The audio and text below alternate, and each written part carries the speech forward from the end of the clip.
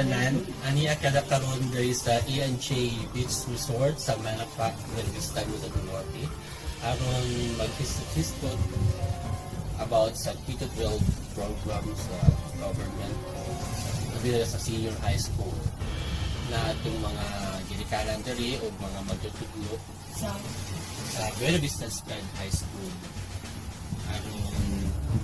Ating pangutan tungkol sa ilang mga idea o sa ilang kasulti about sa K-12. Itong unahon pangutana si Kuya Jimmy as a Pintag parent. sa tanan, ma'am, sir. Ako kasulti pati aning sa K-12. May man ang programa K-12 na programa sa gobyerno. Ang pangutana diaga doon, kung andam na ba sila ng gobyerno o ang Department of Education sa ilang mga pasilidad na para sa maabot nga pag-ubri sa K-12. Na 1 year na rabakan ang Kulang. preparasyon nila na mausugdan na ang K-12.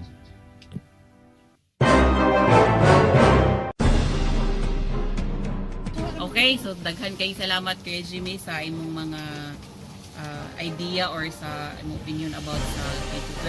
Sakto di kayo no kung ready na pag ang atong gobyerno sa umaabot na nga kuan pag implement ani niya. Karon ato na napatay lain nga parent teacher gani siya, pero as a parent kung sa ko kaaya ikasulti about sa K-12 and then sa senior high school bud nga pag-implement. Okay, good morning. Ang ako ikasulti bahin ani atong K-12 program sa gobyerno sa DepEd. Kay kini next year full implementation naman ang atong andam nga buhaton ani.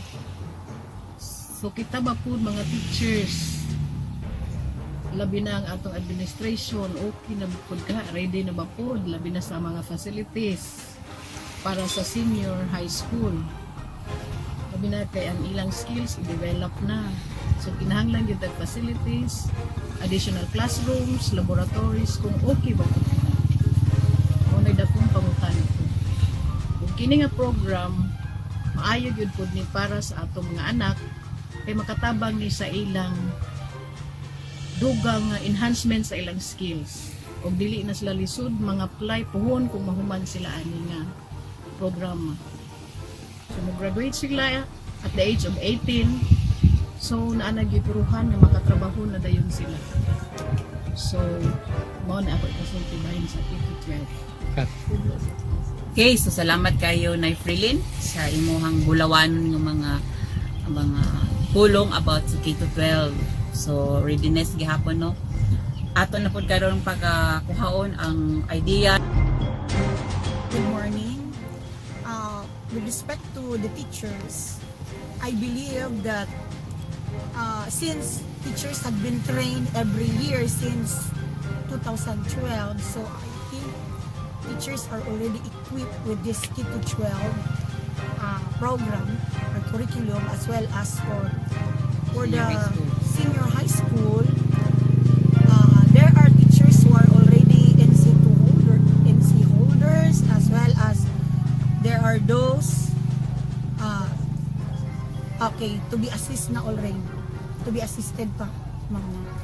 So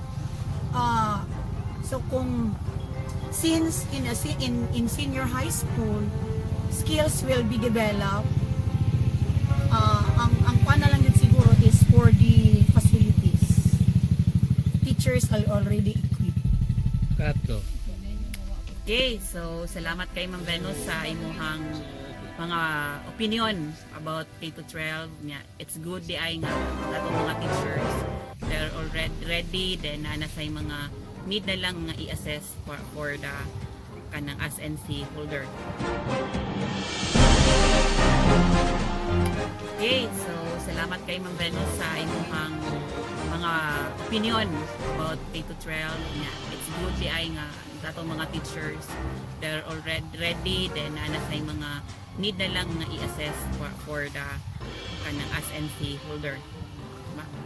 So karon atong pangutanon na pud ang ahat pangayuan natong idea ang isa ka estudyante nga pioneer gid sila nga for the K-12, then sila sad ang magkuan sa senior high for the Buena Vista Sped High School ni si Aya Eugene Mendoza. Good morning, teachers and parents nga na. Para sa ako si Aya Mendoza nga. Being grade 10 na next school year. So para sa ako, ang K-12, maayo man siya kay isa nga dugang nga pamaagi para sa estudyante nga ma-enlarge ang ilang skills tungo sa ilang future nga mamaayo para makatrabaho na sila o sa dugang nga senior high nga 2 years. Salamat. Sa karon atong pangayoon ang pinaka mabulawanon nga mga pulong gikan sa atong school head si Ma'am Grace Ando about sa K-12 and the implementation of the senior high school. Morning sa tanan, sa atong parents, yan ay karon, sa teachers, sa atong student representative, ug sa mga viewers aning among video presentation. I just want to answer the question of our parent, si Mr. Mendoza. Kung ang readiness sa school about sa facilities, this is a challenge o ang tahas kanato as administration and teachers in the school sa pagpangita og mga mutabang labi na ang atong LGU, pero murag nasayod na niini ang atong LGU kung unsa ang ilang part sa implementation sa senior high school. So hand in hand ta para nga prosper gyud ang katuyuan sa atong gobyerno aning K-12 and senior high school. Salamat.